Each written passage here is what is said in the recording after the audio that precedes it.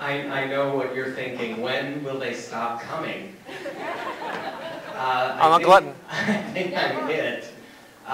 Jeanette will say something very briefly after me. What, Reba? There's more? I have one story that I forgot to tell. Oh, we definitely have to hear that one. Frank might want to leave the room, but I'm sure. I'm Jeffry Jones-Ragona, and I'm the music director for the Gilbert and Sullivan Society. I'm Rafe McPhail's partner in crime in this venture. And Frank Delvy and Jeanette Jones were actually the first two people I got to know in Austin. I was a doctoral student at the University of Texas, and the third day I was living in Austin, Robert Mellon called me and said he'd like to hire me to be the music director for HMS Pinafore. And I thought, wow, this is great, my reputation has preceded me. After a few days working with Robert Mellon, I realized why I was hired. Because I had been in town 3 days and didn't know anyone. Seriously, a lot of us, Robert could certainly be difficult to work with, but he was dedicated to the society, and I do owe Robert that, because the society has been such a significant part of my musical life and my career, and a huge part of my career here in Austin, and he brought us all together. And the first night I read through everything with the cast, it went very swimmingly, and I actually worked with Frank and Jeanette first. And this Pinafore was only the second GNS show I'd ever been involved in. The first one was Gondoliers, which I did in 1983 as a 17-year-old, and I hadn't done any until 1993. And I worked with Frank and Jeanette, and we sang through the scene that you heard this evening. And I had forgotten about this because it's been, 15 years now. We started in the fall of '93, but I remember at the time that I thought, this is going to be so easy, because Frank and Jeanette knew the material and knew what to do. And we got through with it, and they then told me what I should do as the music director, which at the time was fine with me because they knew material far better than I did. Then we spent the next 2 hours talking, and I don't know if either one of them remember that or not. We actually didn't do any other rehearsing, but it didn't bother me because they knew the material, so clearly everybody else in the cast was going to be this smart and this easy to work with. So 4 months later, we finally got the show to a point where I thought an audience could see it.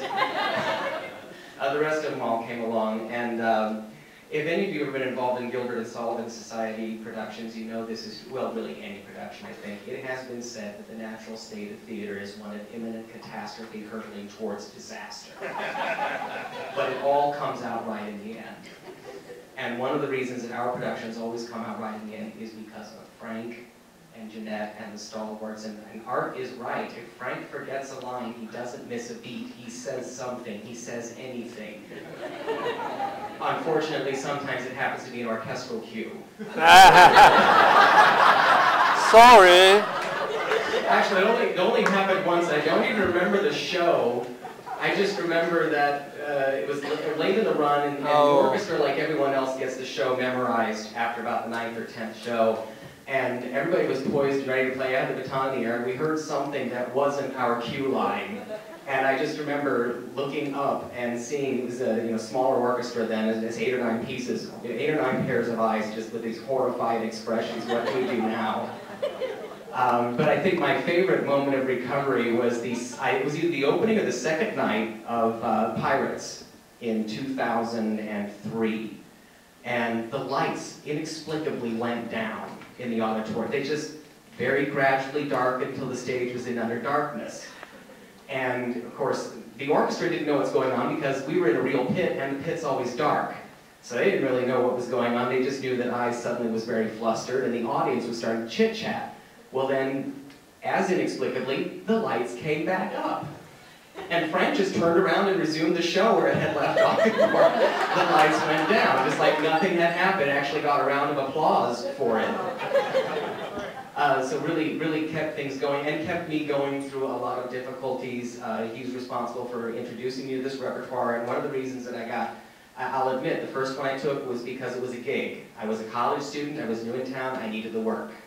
And so I took it. It really didn't matter to me if I was going to like it or not. I ended up loving it. Part of it was because of the way Frank and Jeanette and these others approached the material. I am now a Savoyard. I think I can call myself that.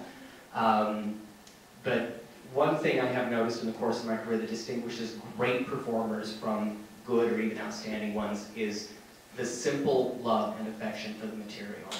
If you've ever heard Laurie Stevens play a Baroque violin sonata, or Darlene Wiley is a singer in town singing a German lied, these are classically trained musicians, they simply love the material and they convey it. And Frank loves this material. It's pure, unadulterated, simple, unaffected love for this material, and he conveys it every time he goes on stage. And it's a reason for his artful yet unaffected performances are why our audiences love this material so much. And he raises the production and the energy of everyone around him. And David Fontenot was right. You have to do a better job when somebody like that is on the stage. And if Frank lost a kidney and can make all of the choral rehearsals, then you can too.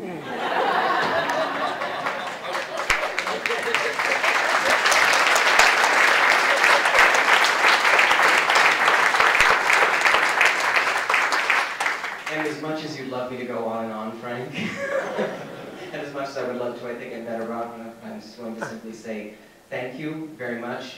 And I've never told you at some of those things before, Frank. And I am sorry I did not until now, but thank you very much. You are the reason that we are all standing here today, or sitting.